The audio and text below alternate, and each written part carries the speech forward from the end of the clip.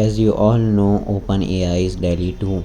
Now OpenAI is introducing DALL-E 3, the new text-to-image model.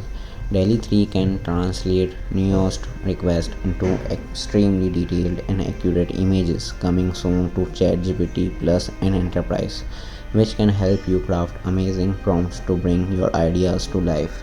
आपके सामने ChatGPT plus और enterprise में जो DALL-E 3 आने वाला है उसकी इंट्रोडक्टरी यहाँ पे वीडियो चल रही होगी, और वीडियो देख के मुझे डेफिनेटली ये लग रहा है कि यहाँ पे AI जो है वो और ज़्यादा स्मार्ट हो चुका है।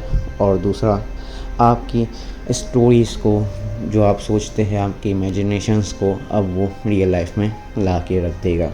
एक और जो चीज़ मैंने नोटिस की वो ये है कि AI से स्पेलिंग मिस्टेक्स जो है वो काफ़ी होती थी, लेकिन यहाँ पे पूरी वीडियो में उसने एक भी स्पेलिंग मिस्टेक नहीं की।